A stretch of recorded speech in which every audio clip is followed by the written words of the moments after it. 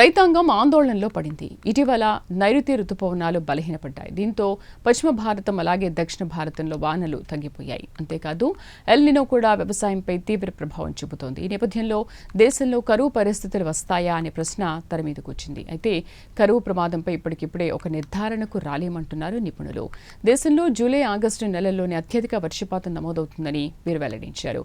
ఈ 2 నెలల్లో మంచి వర్షాలు కురిస్తే ప్రస్తుతం ఉన్న వర్షపాతం లోటు చాలా వరకు పూడ్చుకునే అవకాశం ఉందంటున్నారు నిపుణులు. మొత్తంగా కరువు ప్రమాదం దాదాపుగా ఉండకపోవచ్చంటున్నారు.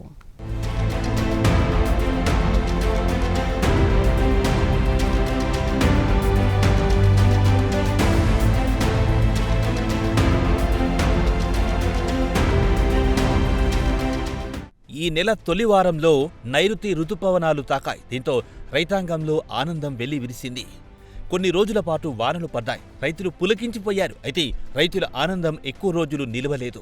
ప్రస్తుతం నైరుతి రుతుపవనాలు అనూహ్యంగా బలహీనపడ్డాయి. దీంతో పశ్చిమ భారతం అలాగే దక్షిణ భారతంలో వానలు తగ్గిపోయాయి. ఈ నేపథ్యంలో రైతులు అలాగే అధికారులు ఆందోళన పడుతున్నారు.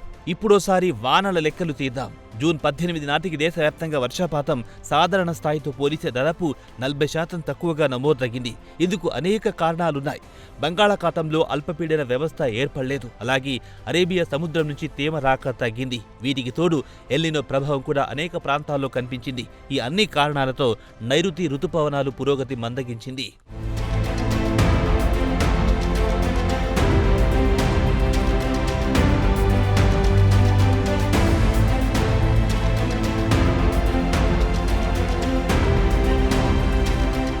వాస్తవానికి ఏప్రిల్ సమయానికి ఎల్ నినో ప్రభావం ఉంటుందని వ్యవసాయ రంగ నిపుణులు అంచనా వేశారు. అయితే అప్పటి పరిస్థితుల ఆధారంగా కొంతవరకు ప్రభావం ఉండొచ్చని భారత వాతావరణ శాఖ తేల్చి చెప్పింది. కానీ ఇప్పుడు మోస్తారు దశను దాటుకుని బలమైన ప్రభావం చూపించే దిశగా ఎల్ నినో మారుతోంది. పైగా వచ్చే ఏడాది వరకు ఈ ప్రభావం కొనసాగొచ్చనే అంచనాలు కూడా వినిపిస్తున్నాయి.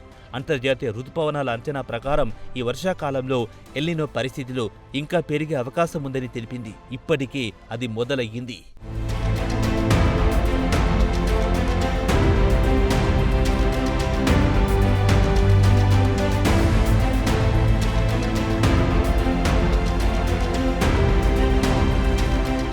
అంతేకాదు భారత వాతావరణ శాఖ లెక్కల ప్రకారమే చూస్తే వాతావరణ మార్పులను లెక్కించే ఎల్ నినో 3.4 ఇండెక్సు 3 నెలల సగటు ఉష్ణోగ్రత 0.5 డిగ్రీల కన్నా ఎక్కువే నమోదయ్యింది. ఎల్ నినో ప్రభావం మొదలయ్యింది అనడానికి ఈ లెక్కలే ఉదాహరణగా చూపిస్తున్నారు వాతావరణ శాస్త్రవేత్తలు. ఐఎండీ మాత్రమే కాదు, అటు అమెరికాకు చెందిన నేషనల్ ఓషనికన్ అట్మాస్ఫరిక్ అడ్మినిస్ట్రేషన్ కూడా ఇదే విషయం చెబుతోంది. అంతేకాదు ఎల్ నినో సూపర్ ఎల్ నినోగా మారే అవకాశాలు ఎక్కువగా ఉన్నాయని స్పష్టం చేసింది. ఎల్ నినో బలపడడానికి 60% మేర అవకాశం ఉందని అంచనా వేసింది.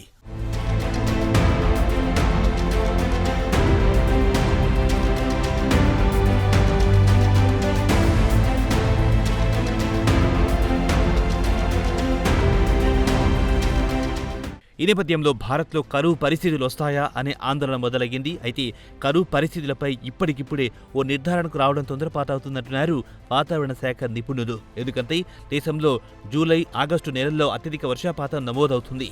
ఈ 2 నెలల్లో మంచి వర్షాలు కురిస్తే ప్రస్తుతం ఉన్న వర్షపాతం లోటు చాలా వరకు పూడ్చుకునే అవకాశం ఉందంటున్నారు నిపుణులు.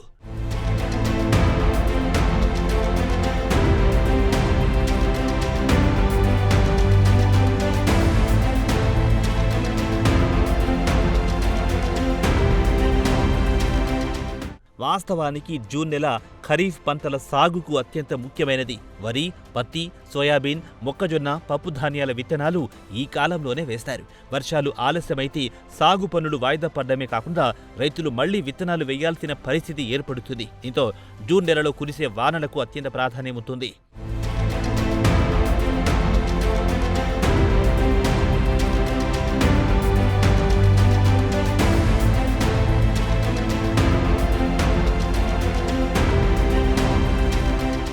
ఇక్కడ విశేషముంది.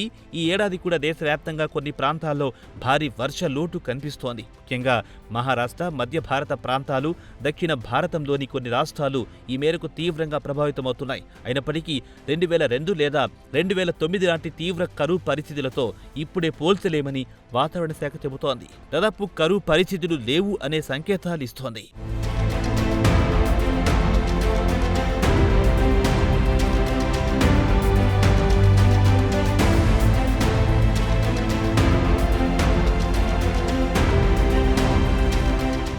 గతంతో పోలిస్తే ప్రస్తుతం దేశంలో సాగునీటి సదుపాయాలు గణనీయంగా పెరిగాయి. రిజర్వాయర్లు కూడా నీటి నిల్వలు మెరుగ్గా ఉన్నాయి. దీంతో వర్షపాతం కొంత తక్కువగా నమోదైనా వ్యవసాయ రంగంపై ప్రభావం పరిమితంగా ఉండే అవకాశం ఉంది.